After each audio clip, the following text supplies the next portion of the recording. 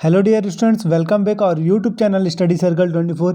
Dear students, आज के video में हम देखेंगे आपका फिजिक्स का मॉडल पेपर सेट 4 यानी डी सेट। ठीक है, तो चलिए हम वीडियो को स्टार्ट करते हैं और सबसे पहले ये सेट डी जो है इसे हम पूरा कंप्लीट करेंगे। ठीक है, तो चलिए सबसे पहले क्वेश्चन नंबर 1 देखते हैं आपका 1 मार्क्स के लिए कि समविभव पृष्ठ क्या है, उसके गुण लिखना है।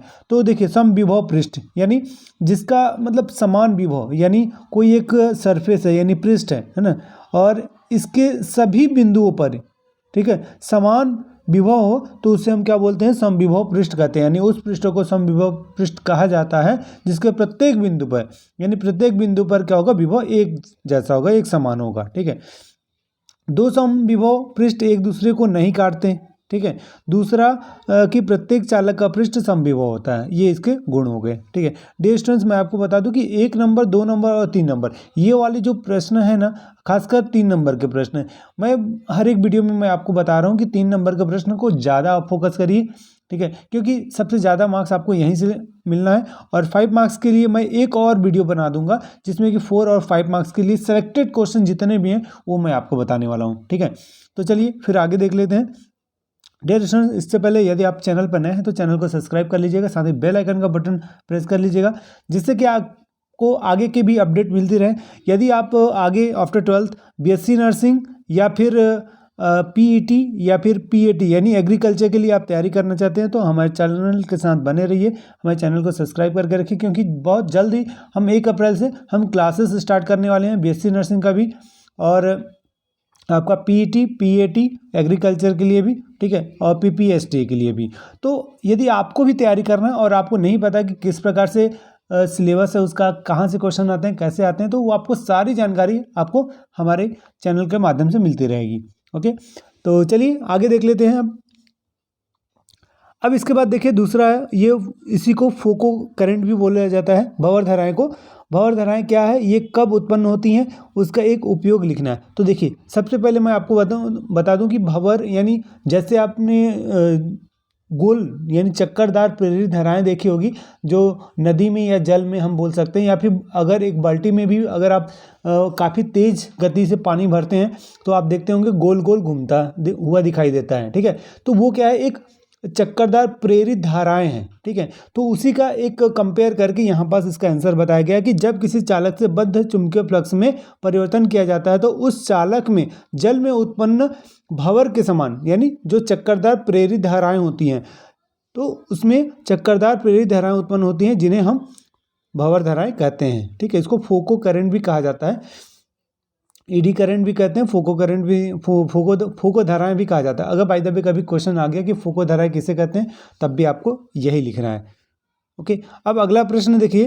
अगला प्रश्न है आपके पास कि लेमडा मीन्स लेमडा तरंगदैर्ध्य, लंबाई व न्यू आवृत्ति वाले फोटोन का द्रव्यमान आपको बताना है। तो m बराबर h/h क्या प्लांक नियतांक है, c प्रकाश का वेग है, और लेमडा क्या तरंग दैर्ध्य, राइट। तो इस प्रकार से आपको ये बताना है कि कहाँ पास क्या क्या चीज़ें हैं। ठीक है, इसके बाद ये फॉर्मूला हो जाएगा m बराबर h/c²।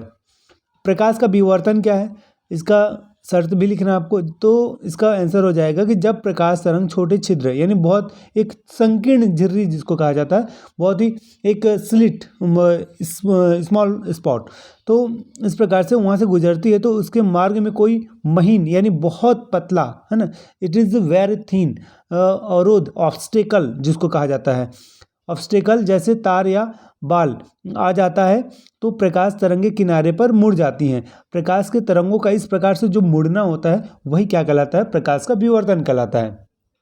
ठीक है, तो इसका कंडीशंस क्या है कि अवरोध का आकार प्रयुक्त प्रकाश का रंग लंबाई के क्रम का हो। ठीक है, इसलिए ये इसका प्रश्न हो गया। अब आगे का देख लीजिए, एक और प्रश्न है कि किसी एक निज अर्धचालक का नाम लिखिए जो उसे पी टाइप व एन टाइप अर्धचालक में कैसे बदलेंगे। ठीक है, किसी भी एक निज अर्धचालक का नाम लिखना है और उसको पी टाइप और एन टाइप अर्धचालक में कैसे बदला जाता है। तो याद रखिएगा, इसके लिए 2 ही हम एग्जाम्पल लेते हैं, एक होता है सिलिकॉन, दूसरा होता है जर्मेनियम, है ना। तो निज अर्धचालक में त्रिसंयोजी क्या क्या होगा, बोरॉन होगा, एल्यूमिनियम और गैलियम, या फिर मिलाने पर पी टाइप व निज अर्धचालक में पंच संयोजी मतलब फॉस्फोरस, आर्सेनिक और एंटीमनी मिलाने पर एन टाइप बनेगा। ठीक है, तो ये सेमीकंडक्टर है, इसको आप याद रखिएगा। अब चलते हैं 2 नंबर के प्रश्नों पर। ठीक है, तो 2 नंबर का प्रश्न यहाँ से मिलेगा आपको, प्रतिरोध और विशिष्ट प्रतिरोध में अंतर, इसे आप याद कर लीजिएगा। ठीक है, और डियर स्टूडेंट्स, यदि आपको किसी भी क्वेश्चंस में अगर डाउट होते हैं तो आप वीडियो के कमेंट सेक्शन में कमेंट कर दीजिएगा, आगे के हम वो विथ सॉल्यूशन हम आपको बता देंगे। और जो नेक्स्ट वीडियो आएगी जिसमें 4 और 5 नंबर के हम क्वेश्चंस बताएंगे, उसमें हम आपको 3 नंबर में और 2 नंबर में जो न्यूमेरिकल क्वेश्चन पूछे जाते हैं वो भी हम आपको बताएंगे। ठीक है, सेलेक्टेड क्वेश्चंस। ओके, और कई स्टूडेंट्स पूछ रहे थे कि इतना पढ़ने के बाद हमारा कितना नंबर आ जाएगा। तो देखिए, ये सारे के सारे इंपॉर्टेंट क्वेश्चंस हैं। ठीक है, और अब अगर आप इतना कर लीजिए, चारों सेट का कंप्लीट कर लीजिए और प्रीवियस ईयर के क्वेश्चंस आप कर लीजिए। किसका किसका करना है वो अब मैं आपको बता देता हूँ। 19 का करना है, 20 का करना है। ठीक है, 19, 20, 21 कर लीजिए, या फिर अगर आपके पास समय है तो कोई दिक्कत नहीं है, 22 तक कर लीजिए। और ये भी मैं बता दूं, आपको बहुत सारे क्वेश्चंस आपको रिपीट मिल जाएंगे, तो ऐसा नहीं है कि आपको काफ़ी टाइम लगने वाला है ना। ठीक है, और खासकर 3 नंबर वाले इसलिए मैं बोल रहा हूँ, 3 नंबर के लिए आपके पास क्वेश्चंस ज़्यादा पढ़ने हैं, क्योंकि वहाँ क्वेश्चंस बहुत ज़्यादा 3 नंबर के आ रहे हैं। ठीक है, जितना ज़्यादा कुछ क्वेश्चंस रिपीट होंगे नो डाउट, जो लास्ट ईयर आए हुए हैं यानी 19, 20, 21 में आए हुए हैं वो रिपीट होंगे, तो आप उन क्वेश्चंस को जरूर आप पढ़िए। अब अगला प्रश्न देखिए, विभवमापी का तार किस पदार्थ का बना होता है, वह क्यों प्रयोग के समय एक ही तरफ विक्षेप आने का क्या कारण है। ठीक है, वह क्यों एक प्रयोग जब करते हैं ना तो इसमें क्या होता है कि एक तरफ ही विक्षेप आता है, तो उसका रीज़न पूछा गया है। ठीक है, तो इसे आप यहाँ से इसका याद कर लेंगे आंसर। फिर इसके बाद निम्न का कारण बताना है, तारे टिमटिमाते क्यों हैं, हीरा चमकता क्यों है। या फिर अगला है ए व बी के बीच परिणामी धारिता। इससे पहले वाले सेट में मैंने इस क्वेश्चन को सॉल्व मतलब इस टाइप का जो न्यूमेरिकल क्वेश्चन था उसे सॉल्व करके बताया है, तो आप देख लीजिएगा अगर नहीं देखा होगा तो। फिर आपके पास नेक्स्ट क्वेश्चन है, पुनरावृत्त व ट्रांसड्यूसर में अंतर लिखना है, तो 3 अंतर लगभग आप लिखेंगे। ये प्रश्न बैंक में क्वेश्चन दिया हुआ है, तो इस प्रकार से ये इंपॉर्टेंट भी है। डियर स्टूडेंट्स, यदि आपको इसका पीडीएफ चाहिए तो पीडीएफ भी आपको हमारे टेलीग्राम चैनल पर मिल जाएगा। हमने 3 सेट के पीडीएफ अवेलेबल करा दिए हैं, इससे पहले भी बाकी सब्जेक्ट का भी अवेलेबल करा दिया है, और भी जो सब्जेक्ट बचे हुए हैं उसका भी हम अवेलेबल करा देंगे।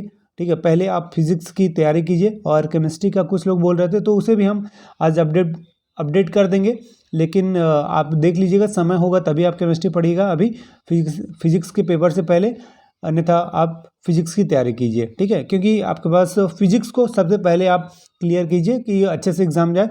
हाँ, ये है कि केमिस्ट्री के लिए आपके पास कम समय है, लेकिन आपको थोड़ा सा शॉर्ट टाइम में आपको अच्छे से क्लियर करना है, अच्छे से पढ़ना है, जिससे कि आपका केमिस्ट्री में भी अच्छे मार्क्स आ सके। ठीक है, तो चलिए आगे देखते हैं। फिर ये आपका 3 नंबर वाले यहाँ से स्टार्ट होते हैं, तो देख सकते हैं व्हीटस्टोन सेतु का सिद्धांत लिखना है, किरचॉफ के नियम इसी के साथ लिखना है ना। ठीक है, तो ये आप दोनों बनाएंगे इसका। फिर उसके बाद अगला प्रश्न मिल जाएगा आपको कि किसी चुंबकीय तार का लंबाई व उसमें बहने वाली धारा आई व उसका चुंबकीय आघूर्ण m है। ये न्यूमेरिकल क्वेश्चन है। ठीक है, इसे एक वृत्त में मोड़ दिया जाता है तो इसका नया चुंबकीय आघूर्ण क्या होगा। ठीक है, इसे आपको लिखना है। फिर स्वप्रेरण अनुन्य प्रेरण में अंतर, ये सारे के सारे 3 नंबर वाले प्रश्न हैं। फिर गामा किरण क्या है। ठीक है, ये सारे के सारे प्रश्न आप कंप्लीट करेंगे। ठीक है, और इनमें से जो भी क्वेश्चंस नहीं बनते हैं उसे आप बिल्कुल हमसे पूछ सकते हैं, वीडियो के कमेंट सेक्शन में कमेंट कर दीजिएगा, तो नेक्स्ट वीडियो हम पूरे डिटेल के साथ बना देंगे आपको, देख लीजिए। और ये नेक्स्ट है, एंड गेट का संकेत दिया गया है, उसका बूलियन व्यंजक बताना है। तो एंड गेट का जो बूलियन व्यंजक है वो आप यहाँ से देख सकते हैं। ठीक है, कि इसमें 0 0 रहेगा तो 0 ही होता है, क्योंकि y = a.b होता है ना, a × b मानकर चलिए आपके पास।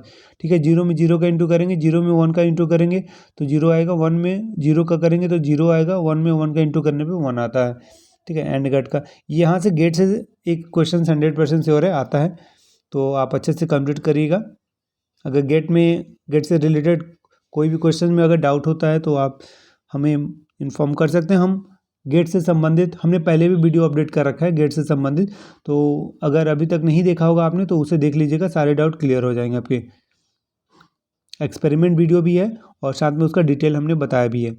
देखिए ये जो 4 नंबर का क्वेश्चन है ना, सिंगल क्वेश्चन आता है और इस साल भी उम्मीद है कि इसी प्रकार का क्वेश्चन आएगा। तो इसको आपको क्वेश्चंस को पढ़ना है, किस चैप्टर से लिया गया है इसे आपको देखना है। फिर उसके बाद क्या क्या प्रश्न में पूछा गया है, क्योंकि ये देखिए मोरल यानी हम बोल सकते हैं मूल्य आधारित प्रश्न पूछे जाते हैं ये, ठीक है। ये फिजिक्स के ये ऐसे क्वेश्चन है जिसको आप अगर ये वाला जो पार्ट दिया हुआ है इसको आप पढ़ के फिर उसके बाद फिर क्या करें, उसके बाद उसको एक बार समझ लीजिए तो ऑलरेडी बन जाएगा, ठीक है।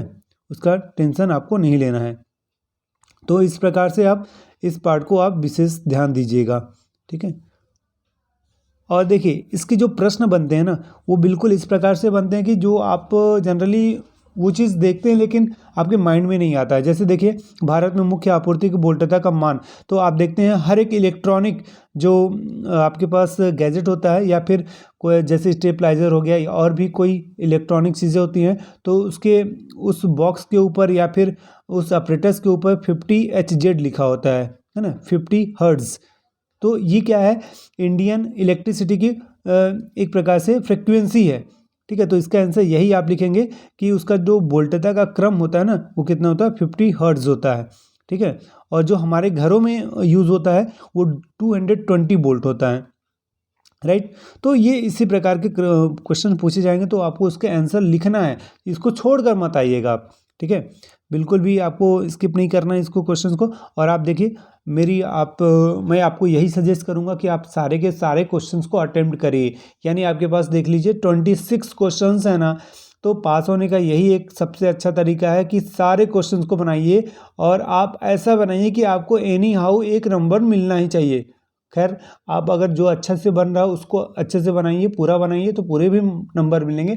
लेकिन मैं एक अप्रॉक्स लेकर चल रहा हूँ या फिर मतलब एक आपको पास होने का ट्रिक जो बता रहा हूँ कि अगर 26 प्रश्न आपने इस प्रकार से तरह किए हैं अटेम्प्ट कि आपको एक नंबर तो हर जगह से मिल रहा है, तो 26 तो आपके वैसे ही मार्क्स मिल रहे हैं, ठीक है, राइट। तो इस प्रकार से इसीलिए मैं बोल रहा हूँ कि आप सारे के सारे क्वेश्चन अटेम्प्ट करिए, ठीक है। तो अब देख लेते हैं आगे के प्रश्न, इनमें दोनों प्रश्नों को करेगा। अब देख लीजिए यहाँ से जो प्रश्न मिलेगा आपको 5 मार्क्स में मिल जाएगा, ठीक है। तो पहला बायो-सेवर्ट का नियम लिखकर इसकी सहायता से वृत्ताकार कुंडली अक्ष पर चुंबकीय क्षेत्र की तीव्रता का व्यंजक करना है। तो इसमें से देखिए जितना मैंने चारों सेट में इसमें बताया है 5 नंबर का, उसे आप देख लीजिएगा अच्छे से, ठीक है। और जो नहीं बनता होगा वो भी बताइएगा, तो उसे भी हम आप लोगों के लिए एक अलग से सोल्यूशन वीडियो बना देंगे, ठीक है। फिर अब आगे का देखेंगे, ठीक है। बायो-सेवर्ट का नियम लिखेगा, फिर उसके बदला में जो रखे ये जो वृत्ताकार कुंडली के लिए है उसे आप व्यंजक आप पूरा कंप्लीट करेंगे 5 नंबर के लिए,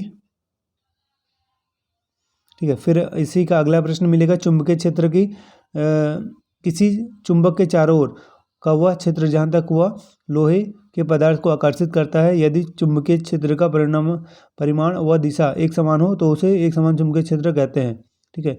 तो इसके बाद इसका ये आंसर है, उसे आप लिख लेंगे। ये भी एक डेरिवेशन ही है इसी का, ये 5 मार्क्स के लिए।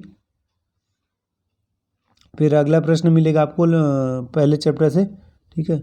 दो समांतर धारावाही चालक के लिए यानी समांतर प्लेट संधारित्र क्या है, यहाँ पर देख लीजिए।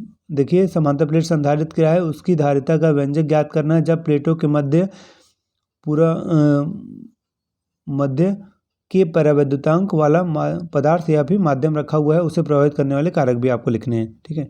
तो ये आप इसका डायग्राम देख पा रहे हैं, इसे आप कंप्लीट करेंगे। काफ़ी आसान क्वेश्चन है ना, फर्स्ट चैप्टर का ही है, तो यानी सेकेंड चैप्टर हम बोल सकते हैं इसको, यानी यूनिट 1 का ही सेकेंड चैप्टर का है, ठीक है। तो इसे आप अच्छे से कंप्लीट करेंगे 5 नंबर के लिए। फिर अगला प्रश्न देख लीजिए, जो लास्ट क्वेश्चन होगा, दो पतले लेंस जिनकी फोकस दूरी f1 और f2 है उसके संयोजन, मतलब ये उसके संयोजन के लिए है ना। तो जहाँ दो लेंस क्या होते हैं एक दूसरे के कांटेक्ट में होते हैं, ठीक है। तो इस लेंस के लिए आपको अप्लाई करना है, ठीक है, f1 और f2 के लिए। तो देख सकते हैं आप यहाँ से ये इसको बनाएंगे तो लास्ट में जो आपके पास इसका सॉल्यूशन मिलेगा 1/f equal 1/f1 plus 1/f2, ठीक है। फिर इसी के बाद इसका नेक्स्ट अथवा का प्रश्न मिल जाएगा कि व्यतिकरण इंटरफेरेंस किसे कहते हैं, और उसके लिए आपको डिराइव करना है ना, ठीक है। तो डियर स्टूडेंट्स, आज के वीडियो में इतना ही, मिलते हैं हम नेक्स्ट वीडियो में। और केमिस्ट्री का वीडियो भी हम अपडेट कर देंगे, साथ ही मैथ्स का, फिर उसके बाद मैथ्स के लिए हम लाइव क्लासेस भी हम कंडक्ट करेंगे आप लोगों के लिए, तो उसका टेंशन बिल्कुल नहीं लेना है। तो आगे के पेपर के लिए आपको, जो फिजिक्स का पेपर है उसके लिए wish you best of luck. हमारी टीम की ओर से बहुत बहुत शुभकामनाएं आपको, ठीक है। God bless you, thank you.